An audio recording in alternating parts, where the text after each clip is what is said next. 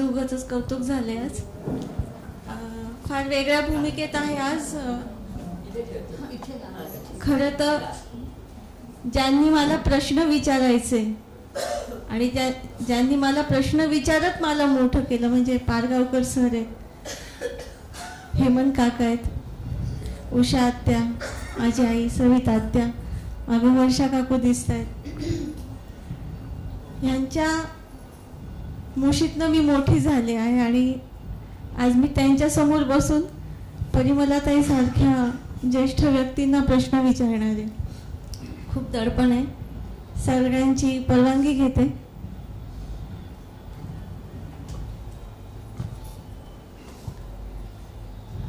हा कार्यक्रम म्हणजे आकांक्षाचा कुठलाही कार्यक्रम असो, आजच्या सारखाच असतो, भारावलेला असतो.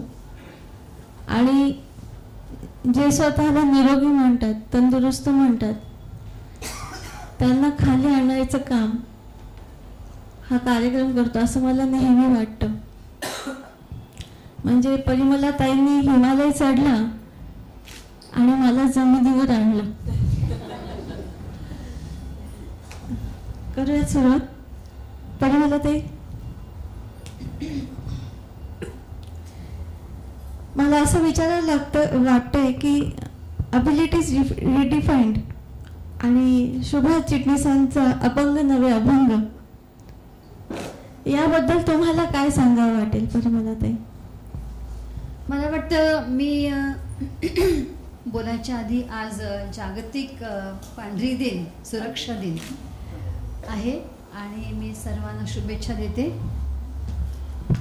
आणि आपण सुरू करूया. जागतिक पांढरी दिन हा फार महत्त्वाचा दिवस आहे आम्हा अंधांच्या जीवनात, आयुष्यात. कारण ही पांढरी काठी आम्हाला स्वतंत्रपणे फिरण्यासाठी उपयोगी पडते आणि आम्ही सगळीकडे ह्या काठीमुळे आम्ही वावरू शकतो आणि पुढे येऊ शकतो, कुणावरही अवलंबून न राहता. म्हणून मी आज सगळ्यांना, माझ्या अंध बांधवांना शुभेच्छा देते. तुमची जी 2 पुस्तकं आहेत, अबिलिटीज रिडिफाईन्ड आणि सुभाष चिटणीसांचं अपंग नवे अभंग, हे अनुभव कसे होते याबद्दल तुम्ही काय सांगाल? शुभाताई ह्या ठाण्याच्या आहेत आणि त्यांना एक पुस्तक करायचं होतं की सगळ्या अपंगांना त्यांच्याबद्दल माहिती घेऊन त्यांच्यावर लिहायचं होतं आणि त्यांनी मला बोलावलं होतं.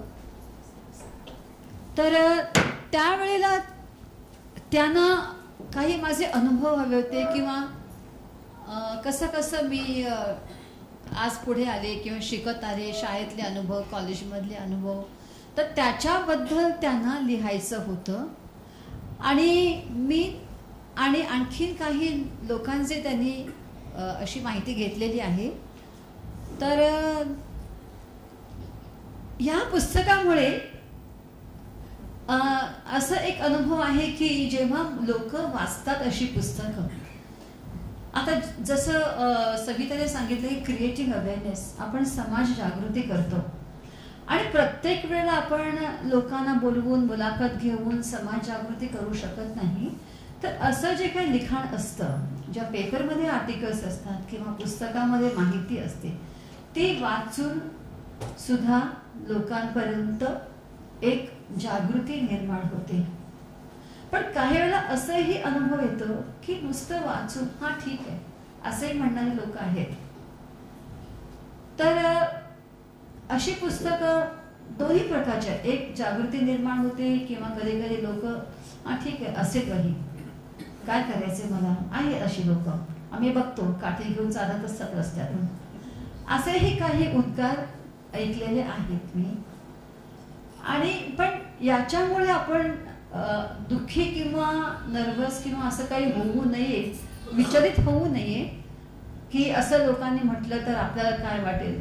आपलं कर्तव्य काय की लोकांपुढे दिसत नसूनही आम्ही काय करू शकतो आणि किती पुढे येऊ शकतो, कुठपर्यंत शिखर गाठू शकतो हे दाखवण्याचं आमचं कर्तव्य आहे.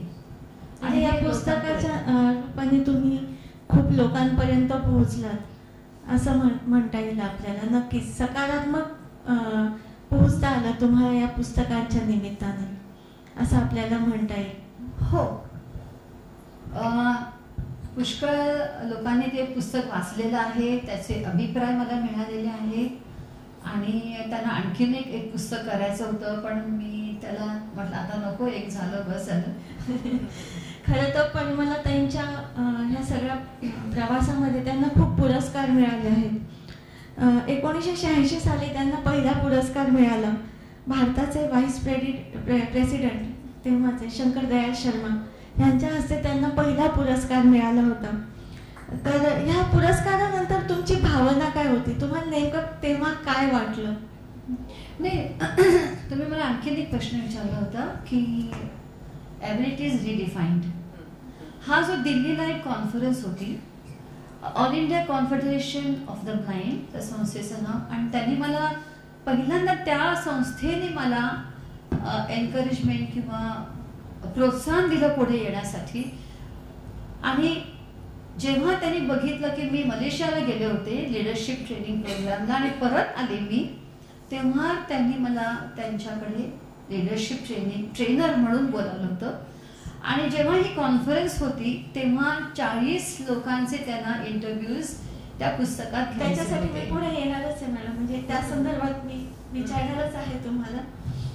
पण जेव्हा पुरस्कार, म्हणजे पुरस्कार ही आपल्या कामाची पावती असते खरं सांगितलं तर, आणि समाजातल्या दोन्ही म्हणजे सकारात्मक आणि नकारात्मक लोकांपर्यंत पोहोचण्याचं ते एक माध्यम असतं असं मला वाटतं. तर त्या संदर्भात मी तुम्हाला विचारते की तुम्हाला जेव्हा पुरस्कार मिळाला तेव्हा तुमची भावना काय होती नेमकी? खरं म्हणजे पुरस्कार म्हणजे ना फार एक मोठं, आपली फार मोठी जबाबदारी आपली वाढवते असं मला वाटतं. पुरस्कार मिळतो तर आनंद असतो, पण त्याच्या पलीकडे तुम्हाला एक समाज तुमच्याकडे वेगळ्या दृष्टिकोनातून बघत असतो की तुमची जबाबदारी वाढलेली आहे. आणखीन तुम्ही भरपूर तुमच्याकडनं अपेक्षा असतात लोकांच्या की तुम्ही खूप काही काम करून लोकांपर्यंत पोहोचावं आणि लोकांना काही फॅसिलिटीज किंवा सोयी किंवा सर्व्हिसेस तुम्ही द्याव्या. तुमच्याकडनं फार मोठ्या अपेक्षा असतात. तेव्हा आनंद असतो ठीक आहे, पण जबाबदाऱ्या वाढलेल्या असतात पुरस्कारामुळे. अगदी खरं आहे. मगाशी जसं त्यांच्या माहितीतनं आलं की त्यांनी गिर्यारोहण सुद्धा केलं आहे. यंग झिंगारोड हा ग्रुप बरोबर तुम्ही ही मोहीम केली. तर मला असं विचारायचं आहे की तुम्ही यंग झिंगारो बरोबर हिमालयाचं स्वप्न पाहिलं आणि त्या दिशेने पावलं टाकली.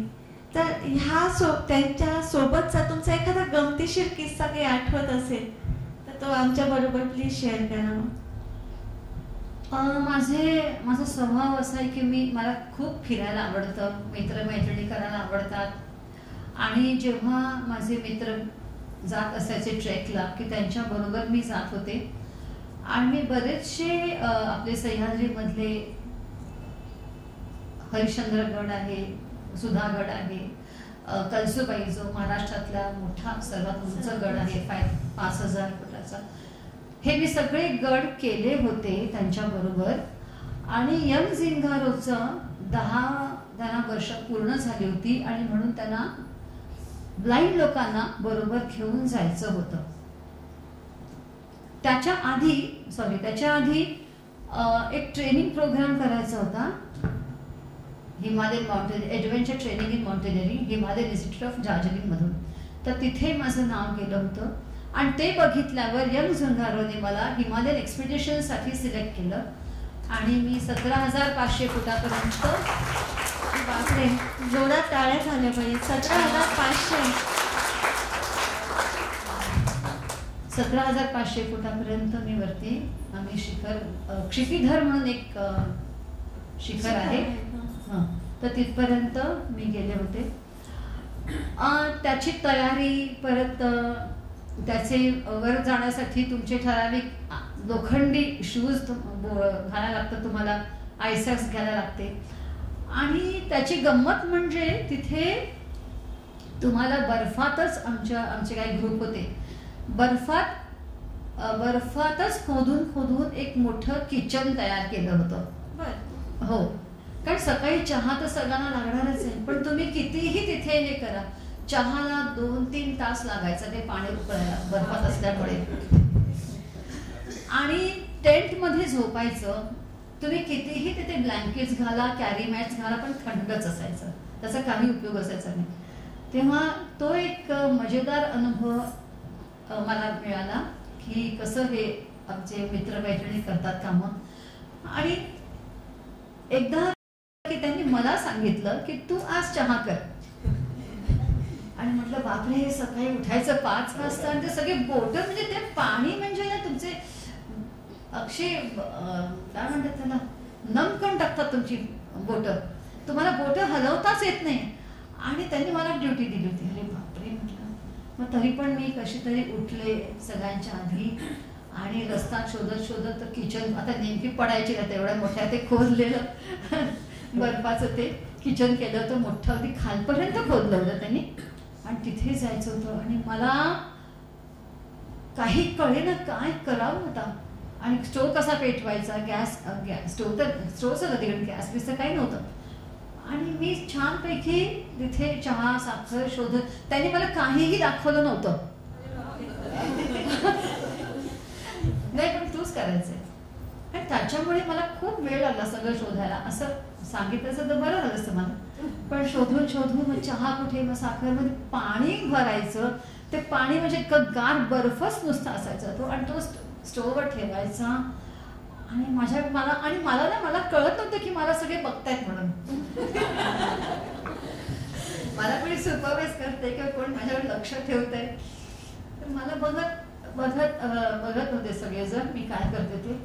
आणि थोडंसं माझ्याकडनं थोडंसं पाणी थोडंसं खाली पडलं आणि मला कळेना की ते कुठून पडतंय खाली, कुठून पडलं खाली. आणि एकदम मी घाबरली. मी म्हटलं बापरे, स्टोव खाली पडला की काय म्हटलं. एक तर तिथे बॅलन्स नव्हता ना बर्फात. बरोबर. हा, तर स्टोव पडला की काय म्हटलं, आता काय करावं म्हटलं. मी नुसती बघत होते. आणि तेवढ्यात एक आमचा आला मित्र, लीडरच होता. नाही घाबरू नको म्हणे, स्टोव नाही येतो, ते बाजूने पाणी ह्याने टाकलंय बाटलीत, ते तुला अंगावर पडलं. अशा गमती जमती. आणि एकदा मी चढत होते आणि माझी एक मैत्रीण होती. मी तुम्हाला रेल्वेच्या ट्रेनिंगचं सांगते. मी आणि माझी हेमा जोशी एक मैत्रीण आहे ठाण्याची, ती मला एस्कॉर्ट म्हणून आली होती. आता जेव्हा आम्ही जातो ट्रेकिंगला किंवा ट्रेनिंगला, तेव्हा आम्ही एकटं चालू शकत नाही, आमच्याबरोबर एस्कॉर्ट असतो. आणि त्या एस्कॉर्टच्या मुवमेंट्स प्रमाणे आम्हाला चालायचं असतं. कारण का, तर जेव्हा तुम्ही चढता तेव्हा तुमचा रस्ता अगदी नॅरो असतो, तुम्हाला जागा नसते दोघांना चालायला. तर आमच्याकडे काय सिस्टम होती की मी तिच्या मागून चालायचं आहे, तिच्या सॅकवर माझा हात असायला पाहिजे किंवा तिच्या खांद्यावर. तर एकदा काय झालं की अगदीच रस्ता निवडता होता आणि ती माझ्याशी बोलायची तिने बंद केलं. म्हटलं हेमा काय झालं ग. नंतर पुढे ग, परी तू बोलू नकोस. म्हटलं काय झालं. अगं तो रस्ता इतका होता की जरा तू बोललीस तर खाली दरीत कोसळली असते.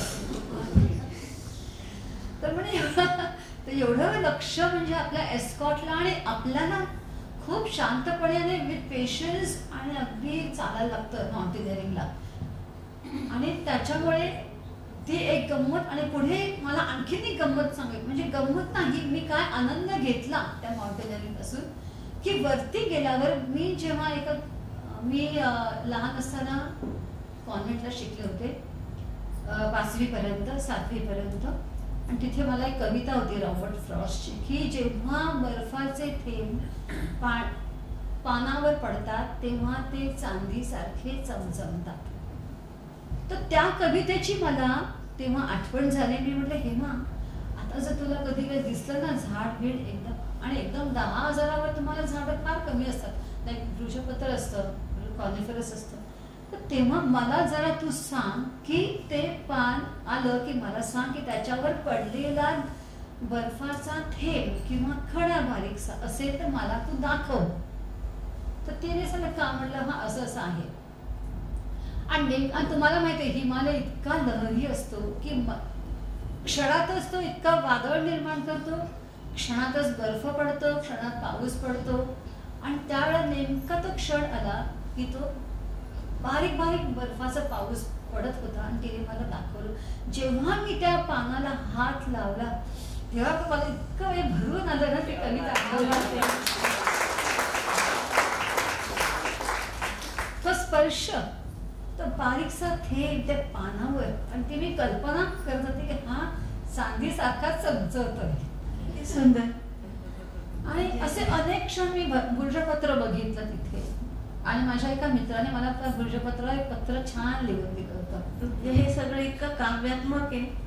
आणि एका बाजूला असा विचार आला की शेजारी दरी असताना एखाद्याला कविता आठवू शकते.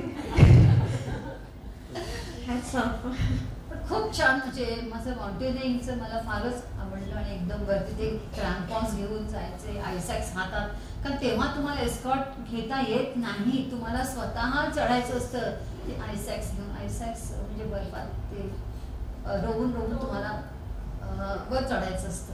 तो एक अनुभव फारच सुंदर होता. आणि शेवटी वरपर्यंत जेव्हा आम्ही जातो तेव्हा तो आनंद, शिखर गाठलं तेव्हा जो अनुभव होता तो फारच, म्हणजे सगळ्यांनी टाळ्या वाजवल्या. खरं ज्यांच्या हातात काय होतं इथून पण टाळ्या आल्या पाहिजे समोर. पण मला ते तुमच्या इतक्या फील्ड्समध्ये इतका अनुभव आहे आणि तुम्ही ज्या रीतीने बोलता आहात म्हणजे तुमचं कविमन कळतंय. मला असं विचारायचंय की तुम्ही तुमच्या आयुष्यामध्ये आदर्श कोणाला मानले? बरेच व्यक्ती आहेत. प्लीज. पहिल्यांदा माझी आई आहे. आणि कारण तिच्या, माझी आई सुद्धा सामाजिक कार्यात असायची. जी कमला मेहता स्कूल आहे मुंबईला, त्याची ती 16 वर्ष प्रिन्सिपल होती. आणि त्यावेळेला आमची शाळा कमला मेहता अगदी एकदम सबंध भारतात शिखरावर होती ती असताना. आणि तिच्याकडून मी खूप काही गोष्टी शिकले. एक प्रामाणिकपणा, परत कशा कृती करायच्या पण अपेक्षा कुठलीही ठेवायची नाही. आणि एक संवेदनशीलता असायला पाहिजे आपल्या घरात, कारण ती सुद्धा ब्लाइंडसाठी काम करत होती. आणि तिच्याकडनं मी बऱ्याच गोष्टी मी शिकले. माझे वडील पत्रकार होते, त्यांच्याकडनं बऱ्याच गोष्टी मला, खूप विद्वान होते माझे वडील, कधी कसलाही म्हणजे हे नाही आहे, मी खूप विद्वान आहे. आणि त्याच्याकडनं एक साधेपणा मी शिकले. मला अब्दुल कलाम पासून मी खूप काही शिकले. त्यांची पुस्तकं मला वाचायला आवडतात, त्यांच्याबद्दल ऐकायला मला आवडतं.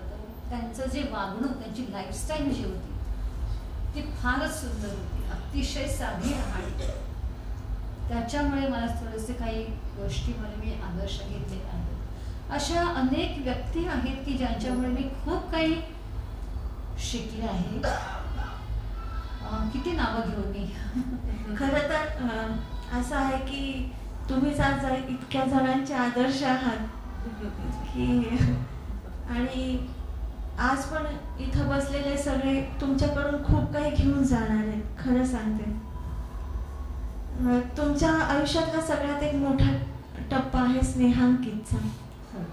स्नेहांकित सुरू करताना आणि संस्थेच्या सुरुवातीच्या काळात तुम्हाला काय अडचणी आल्या? एक थोडक्यात त्या प्रवासाबद्दल तुम्ही सांगाल का? सगळे मला म्हणतात स्नेहा की तुझी तिसरी मुलगी आहे.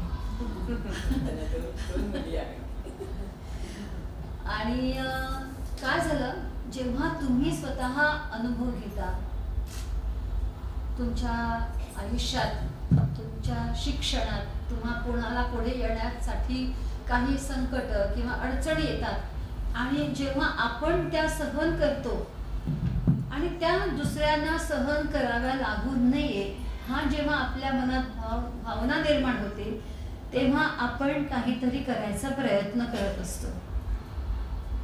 आणि तसंच झालं की मी माझ्या शिक्षणात, मला अभ्यासात खूप अडचणी आल्या. आणि त्या काळात तुमचं सांगते मी, म्हणजे 22 वर्षापूर्वी, की शाळेमध्ये पुस्तकं नसायची, ब्रेनमध्ये पुस्तकं, कॉलेजमध्ये पुस्तकं नसायची, शाळेमध्ये 10वी पर्यंत नंतर हळूहळू पुस्तकं आली आणि तेव्हा आम्हाला फक्त एकच प्रत असायची सगळ्यांमध्ये वाचायला, अभ्यासाला. तर ती एक अडचण होती. 10वी नंतर पुस्तकं नव्हतीच आणि त्याच्यामुळे अभ्यास कसा करायचा हा मोठा प्रश्न असायचा आमच्यासमोर. तर प्रत्येक वेळेला तुम्ही स्वयंसेवकांवर अवलंबून राहणार. मग नेमकं परीक्षा असली की स्वयंसेवक सांगणार, अगं मला खरं ना आज वेळ नाही आहे, मला दुसरं काहीतरी काम आलेलं आहे, त्याच्यामुळे मी येऊ शकत नाही. म्हणजे तुमचा अभ्यास राहिला. तुम्ही कितीही ब्रेनमध्ये लिहिलं तरी ते पुरे पडत नाही, कारण तुम्हाला शेवटच्या क्षणाला काहीतरी उजळणी करायची असते. त्याच्यामुळे ही जी अडचण आली त्याच्यावर मी विचार केला. आणि जेव्हा मी MSW होते, जेव्हा तुम्ही सोशल वर्क करता तेव्हा तुम्हाला खूप पुस्तकं वाचायची असतात आणि रेफरन्सेस द्यायचे असतात, तुमचं फील्डवर्क असतं आणि त्याच्यावर तुम्हाला रिपोर्ट्स लिहायचे असतात आणि ते रिपोर्ट्स तुम्हाला तुमच्या प्रोफेसरांकडे सबमिट करायचे असतात आणि ते रिपोर्ट्स तुम्ही जर सबमिट नाही केले तर तुमचे मार्क्स जातात. एकच लक्षात ठेवायचं सगळ्यांनी की जेव्हा आपण इतरांबरोबर शिकत आहोत, समाजामध्ये आपण जेव्हा शिकतो आहोत, समाजाबरोबर आपल्याला राहायचं आहे, समान संधी मिळाली पाहिजे, तर त्याच्यासाठी आपल्याला मेहनत करून आपण त्यांच्यासारखंच वेळेवर आपले रिपोर्ट्स गेले पाहिजे. आपण निमित्त देऊ शकत नाही, अरे माझा रायटर नाही आला किंवा माझा व्हॉलेंटियर नाही आला, असं नाही देऊ शकत. त्याच्यामुळे ह्या सगळ्या अडचणी मी सहन केल्यामुळे मी निर्णय घेतला की मी अशी काहीतरी संस्था सुरू करेन की ज्याच्यामुळे अंध स्टुडंटला, विद्यार्थ्याला कधीही अडचण येऊ शकणार नाही. पुस्तकांची व्यवस्था मी करेन आणि म्हणून 2001मध्ये स्नेहांकित हेल्पलाईन ही संस्था मी सुरू केली आणि माझा पहिला प्रोजेक्ट होता तो ऑडिओ बुकचा होता आणि त्याच्यामध्ये आम्ही सगळी पुस्तकं रेकॉर्ड करू लागलो. मी जेव्हा प्रोजेक्ट सुरू केला तेव्हा संस्था सुरू केली तेव्हा मी एक आर्टिकल, म्हणजे मला राजीव खांडेकरांनी मदत केली, समीर कर्वेनी मला मदत केली. त्यांनी इतके छान आर्टिकल्स लिहिले पेपरमध्ये, लोकसत्तेमध्ये, की कोण वाचाल तर वाचाल हा लेख त्यांचा होता. आणखीन एक दुसरा आणखीन छान लेख होता आणि मी तिथे लिहिलं होतं की स्वयंसेवकांची गरज आहे, घरी बसून समाजकार्य करता येईल तुम्हाला आणि समाजकार्य घरी करून बसता येईल म्हटल्याबरोबर जो प्रतिसाद मला मिळाला आणि मेजॉरिटी लेडीज होत्या, महिला. अरे किती छान. कारण त्यांना काहीतरी करायचं असतं पण बाहेर जाऊन करता येत नाही आणि त्यांना हा प्रोजेक्ट खूप आवडला आणि ऑडिओ बुक माझा प्रोजेक्ट मोठ्या प्रमाणात सुरू झाला. म्हणजे परिमला ताईंना जे स्वतःला अडचणी आल्या त्याच्यातनं त्यांनी स्नेहांकित ही संस्था सुरू केली आणि आज ऑडिओ कीर्ती पण आहे जी ऑडिओ बुक्सचं काम करते आणि खूप व्हॉलेंटियर्स या संस्थेमध्ये काम करतात. बरोबर आहे ना परिमला ताई? हो. मला तुम्हाला अजून एक असा प्रश्न विचारायचा आहे, जर अंधांसाठी 2 गोष्टी बदलायच्या झाल्या तर त्या 2 गोष्टी कुठल्या असतील असं तुम्हाला वाटतं? अंधांसाठी बदलायच्या असतील तर त्यांची वृत्ती बदलायला पाहिजे. कधी कधी काय होतं की मी स्पष्ट बोलते थोडीशी, अंध माणसाला वाटतं अरे आहेत ना लोक आपल्याला मदत करायला, जाऊ दे, अशी एक वृत्ती निर्माण होते. दुसरी गोष्ट म्हणजे नाही ठीक आहे, माझे व्हॉलंटियर्स मला लिहून देतील, माझा पेपर लिहून देतील किंवा मला मदत करतील, तर तसं नाही आहे. आपल्या स्वतःला आधी उभं राहायचं आहे. एक पाऊल पुढे टाकलं की तुमचा हात कुठेतरी धरतं आणि तुम्हाला पुढे आणण्यासाठी मदत करतं. पण ते पहिलं पाऊल तुम्हाला जर काहीच टाकलं, तुम्ही इतके जर तुम्ही मी टाकणारच नाही, मला जागेवर सगळं मिळेल असा विचार केला तर तुम्ही मागे पडता. आणि याच्यासाठी आम्ही खूप काही कार्यक्रम करत असतो. दुसरी गोष्ट म्हणजे समाजाला आपण जेव्हा म्हणतो की समाजाने आम्हाला घ्यावं, आम्हाला सहभाग करावा प्रत्येक गोष्टीत, पण तुम्ही सुद्धा तुमच्याकडनं मेहनत केली नाही तर समाजाला कसं कळणार की तुम्ही काय करू शकता आणि काय नाही करू शकत. तुम्हाला समाजाला दाखवायला हवं की मी हे करू शकतो, आणि तरच तुम्हाला समाज पुढे तुम्हाला संधी देतात. जेव्हा तुम्ही इक्वल ऑपॉर्च्युनिटीज म्हणता, समान संधी म्हणताय, परत मला सगळ्यांनी समानतेने वागणूक द्यायला पाहिजे, तेव्हा आपलं अंधांचं सुद्धा आमचं काहीतरी कर्तव्य असतं की समाज समानता कशी मिळणार आम्हाला. जर घरात बसूनच राहिलो आणि ऑफिसमध्ये मी जर काहीच काम केलं नाही तर साहजिकच समाज म्हणजे अरे कशाला अंध माणसाला घ्यावं, काहीही करत नाही. आणि असं झालेलं आहे, मी तुम्हाला स्पष्ट सांगते. लोक बोलतात की काय उपयोग आहे त्यांना जॉब देऊन, पण तसं नाही. मला वाटतं अंध लोकांनी ज्या काही उपलब्ध सोयी आहेत की जे काही आज नवीन नवीन टेक्नॉलॉजी येते आहे ते शिकून आपल्याला पुढे जायचं आहे आणि समाजाला दाखवायचं आहे. आणि यासाठी आम्ही खूप काही कार्यक्रम करतो, म्हणजे रीडिंग विदाउट सीइंग. जर तुम्हाला दिसत नाही तुम्ही कसं वाचू शकता हे आम्ही समाजाला दाखवू शकतो. आम्ही कम्प्युटर वापरून, मोबाईल फोन वापरून. सेविंग अँड बिलिव्हिंग म्हणजे बघितल्यावरच लोकांना विश्वास पटतो की हो बाबा अंध लोक खूप काही करू शकतात. पण याच्यासाठी आम्ही मेहनत करायला पाहिजे आणि पुढे यायला पाहिजे समाजाला जागृत करण्यासाठी. खूपच छान. म्हणजे परिमलाताईंचं जे उत्तर आहे ना ते तर खरं डोळस लोकांसाठी पण आहे. म्हणजे आपण पहिलं पाऊल टाकल्याशिवाय कोणी हात धरत नसतं. खूप छान बोललात. आमचे भरपूर प्रोजेक्ट्स आहेत. खरं तर असं अर्ध्या तासाच्या मुलाखतीत कुठलंही आयुष्य उलगडणं अवघडच आहे परिमलाताई. आणि तुम्ही इतकं काम करून ठेवलेलं आहे की ते माझ्यासारख्याला तर अशक्य आहे. आमचे भरपूर कॉम्प्युटर ट्रेनिंग प्रोग्राम आहे जिथे बेसिक ट्रेनिंग शिकवतो, ॲडव्हान्स एक्सेल शिकवतो. कारण कॉर्पोरेट्समध्ये जॉब हवा तर एक्सेल तुम्हाला मस्ट आहे, तुम्हाला यायलाच पाहिजे. वेब डेव्हलपमेंट आहे, वेब डिझायनिंग आहे. आमचे कॅम्प्स असतात, रेसिडेन्शियल कॅम्प्स दरवर्षी, तिथे मुलांना आम्ही 8-8 दिवस घेऊन जाऊ शकतो. तिथे अनेक गोष्टी असतात, मजा असते त्या कॅम्पला.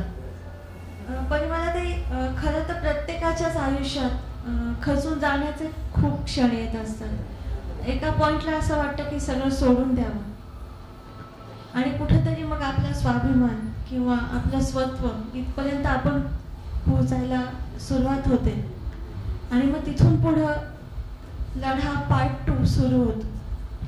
परिमलाताई मला तुम्हाला असं विचारायचं आहे की ह्या स्वाभिमानापर्यंत तुमचा प्रवास कसा झाला? म्हणजे कसा, म्हणजे प्रकारे आपल्याला काही करून दाखवायचंय किंवा काही उभं राहायचं आहे, स्वबळावर उभं राहायचं आहे, या निर्णयापर्यंत तुम्ही कशा आलात? या निर्णयापर्यंत म्हणजे म्हणूनच मी सोशल वर्कला गेले, MSW केलं की मला स्वतःला काहीतरी दुसऱ्यासाठी करता आलं पाहिजे, समाजासाठी किंवा माझ्या बांधवांसाठी मला काहीतरी करता आलं पाहिजे. आणि म्हणून मी सोशल वर्कला गेले. खरं म्हणजे मला मेडिकलला जायचं होतं, पण माझ्या काही दृष्टीच्या लिमिटेशन्स होत्या, काय अंधत्वाच्या लिमिटेशन्स असल्यामुळे मी मेडिकलला जाऊ शकले नाही. तेव्हा मला माझ्या आईने सांगितलं की तू पॅरामेडिकलला जाऊ शकते, सोशल वर्कला जाऊ शकते. आणि म्हणून मी Nirmala Niketan college of social वर्कला मी ॲडमिशन घेतली. आणि त्याच्यानंतरच मी हे सगळं सुरू केलं आहे. येस, म्हणजे जसं सविता आत्या मगाशी म्हटली की एक समाजभान असणं खूप गरजेचं आहे, तसं परिमलाताईंच्या बाबतीत झालं असं आपल्याला म्हणता येईल. आपण मुलाखतीच्या शेवटाकडे येतो. बाहेर खूप आवाज आहे, खरं तर नकोसा झालाय. परिमलाताई आयुष्याच्या या प्रवासाच्या या टप्प्यावर म्हणजे आज तुम्ही जिथं आहात, अनेक पुरस्कार, मान सन्मान, तुमचं काम, तुम्ही उभी केलेली संस्था, या सगळ्यांकडे पाहताना तुम्ही स्वतःबद्दल काय सांगाल? स्वतःबद्दल मी सांगेन तर अजून मी काहीही केलेलं नाही आहे. क्या बात आहे. टाळ्या.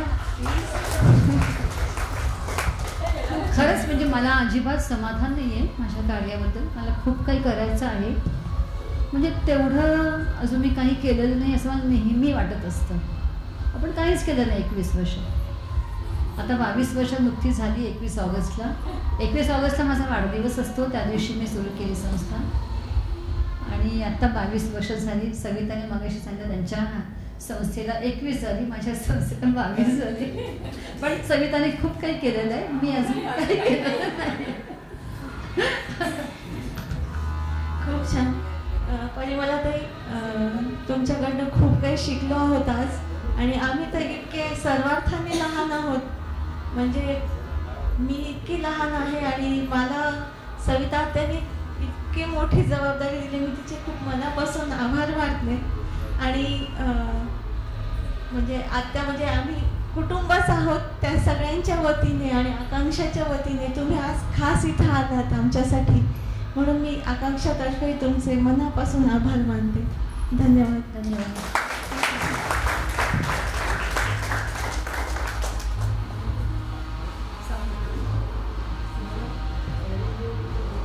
असे काही अनुभव परिमला ते आपल्याला सांगणार आहेत. जरूर. भेट झाली का कधी?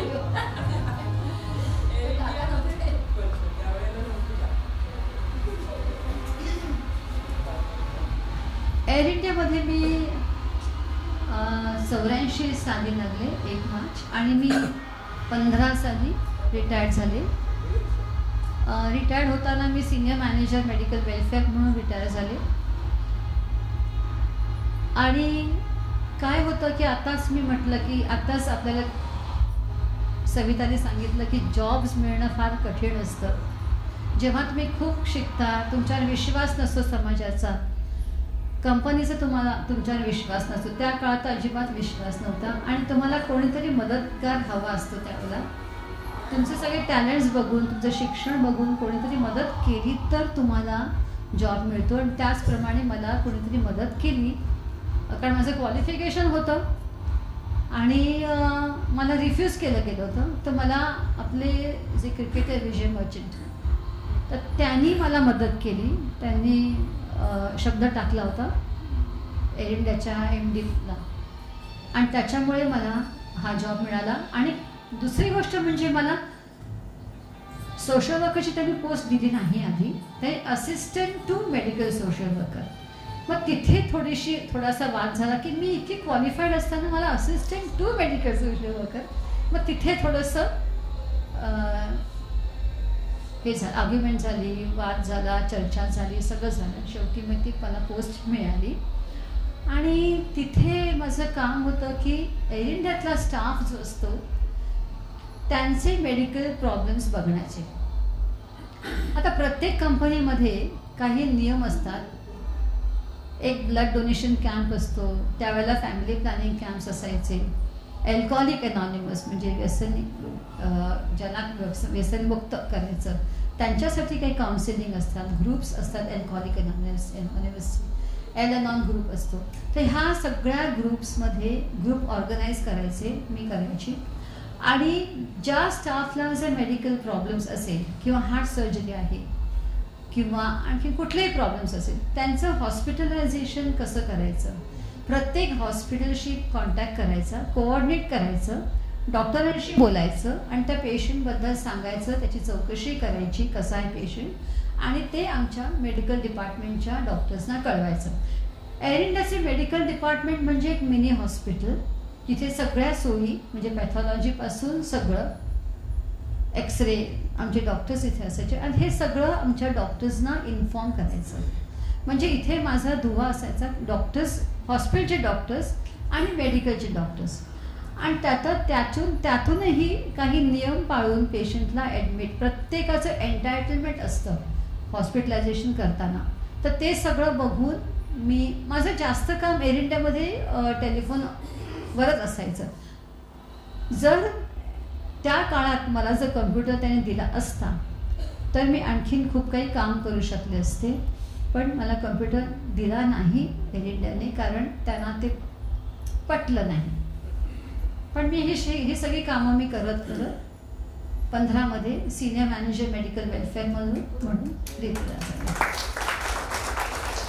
लिहायचं काम माझे फ्रेंड्स करायचे, माझे कलिग्स करायचे आणि केस पेपर लिहायचं काम सुद्धा काउंटरची लोक मी फोनवर सांगायची आणि ते लिहून घेत होते.